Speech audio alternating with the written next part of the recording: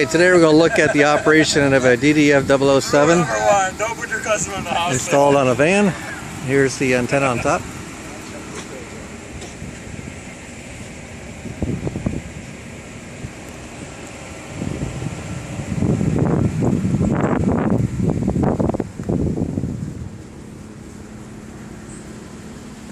Cable comes inside through the door. Has a lanyard just in case, but it's all magnetic. Very, very, very tough. It's very hard to lift off. There's no problem there. And there's a transmitter that's going to be hidden a couple miles from here. We're going to see how effective this tool is in locating RF interference. So we've got our signal. We're going to do our correlated interferometry measurements. And where should it go to? And we're building this cloud. It's basically a cloud of probability. You need to find a way out of this parking lot. So the cloud of probability, as it's gathering 600 bearings per minute, it's going to determine the probability of where that signal is, and it's going to build a cloud. Each one of these squares is what we call a target area.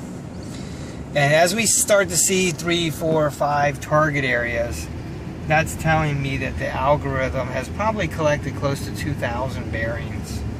And those bearings now are being run through algorithms to account for multipath interference to give us some guidance as to where this signal can be coming from.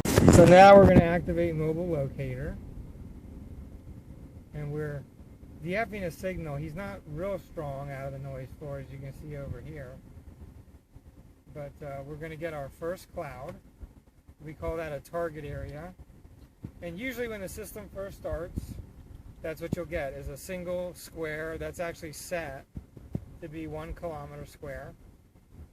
And then as the buffer is filling with bearings, when it gets to maybe 1,500 to 2,000 bearings, it's going to produce a cloud with 4 or 5 target areas.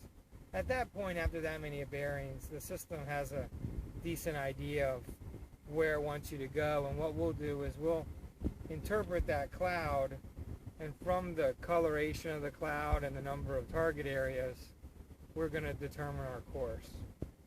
So we haven't really gone very far, and we've gotten 4 or 5 squares. However, what I'm going to do is I'm not going to make a judgment on that cloud until I go at least quarter to half of a mile.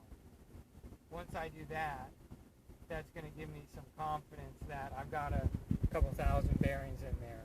We are acquiring 600 bearings per minute. Now, the cloud collapsed from 5 to 2.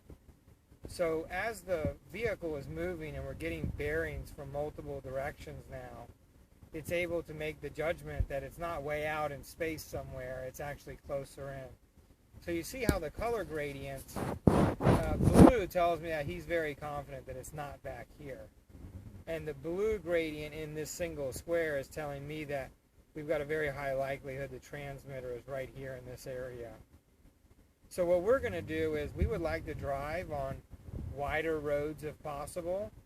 So we'll make a left-hand turn onto Congress, and that'll allow us to cut across here and get bearings on a second side, which will help us to narrow down where this transmitter is actually located.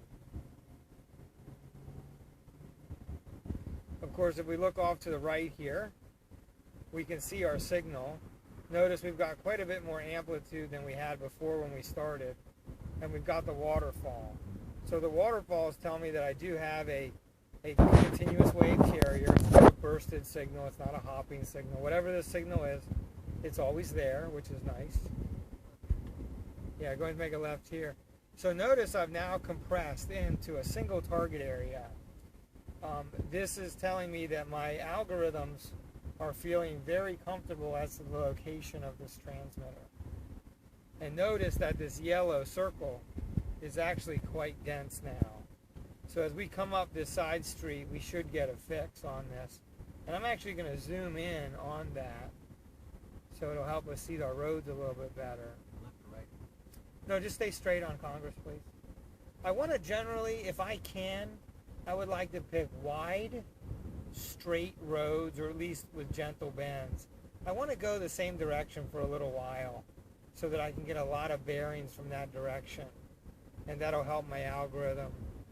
The fact that you can see the bearing line here and they're all cutting through this yellow circle can give you a little bit of confidence that the transmitter is over there and we've passed it. However, always remember that in high multipath environments, that line of bearing may be very accurate, but at the same time very wrong, because it's actually giving you the bearing of a reflection.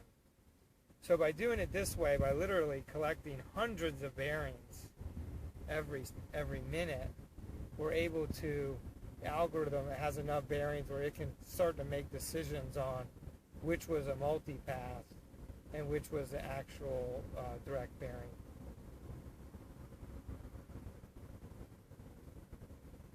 So there we go. The secondary algorithm has put a fix. Go ahead and get in your left-hand lane, please, Jeff. And we'll make the next possible U-turn. Once we get the red circle, by the way, see how a second blue square has come up? That's an indicator. If I look at a screenshot that someone sends me of this and they have questions, I know the direction of travel they were going based on the colorization of the squares. The blue square coming up tells me that I'm going away from my signal. So we did get the red circle. The red circle says, hey, we believe the transmitter's right in here. That's also where our yellow hotspot is.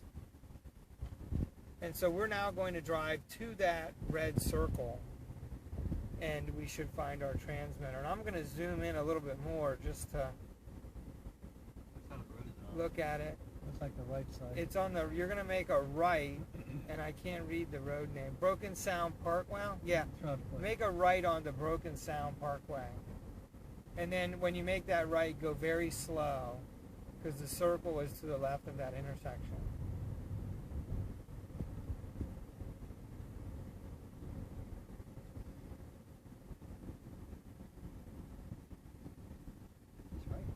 Yeah. I'm sorry, you're going too early. That's fine. Stay here. This road branches down. So when you get to the intersection, you want to take a right. We actually told you to turn on the wrong road. I wasn't looking at the road. I thought that was. It's like, yeah. Actually, it looks like they're using the same name. Yeah. So, all right. Yeah, they're both labeled Broken Sound. Yeah, but you end up making a second left turn. Yeah, it's okay. So yeah, make a right when you get out here. You sure? And that's gonna take, yeah, because then we want to come down. We want to go to left. I'm sorry, you're right. A left. You're right. I'm sorry. Your other left. The other left. Because that side had you did that in Dallas too. Like, I do that. Look at the map, it's like Lou. Yeah, you won't catch me doing handstands. Oh, I can't like figure out left and right. He's in the parking lot, I think. Yeah, our office. Oh, really? Yeah, I think you want to make a right coming up here. Oh, to your building, right? Yeah, I think he's in the parking lot. Looks like. Pretty smart idea. Yeah, sure is. Yeah, so we've got a pretty steep signal now. We're going to turn into this parking lot. And so you're going to the right. I want you to make a left. Hard left? Yeah. Hard left. Go real slow. Looks like should be dead ahead. Pretty close. All right. Oh, there. Is that him? That's Oh, there he is, right there. So it's going to stop. See, you can see on the map that the circle is not exactly perfect. It's close. But we're now. See how it just moved? Yeah. It took those most recent lines of bearings and it pulled us a little bit closer. So, so we're within 15 to 20 feet, and we got that circle. What, about a quarter mile up the road, half mile maybe? Yep. Well, that's quite impressive. So there he is, our troublemaker of the day. That's it. Hey you, turn it off, whatever it is. All right, excellent. Nice job. Thank you. Oh, I just turned it off. I'm sorry. You want to pull back in the back then?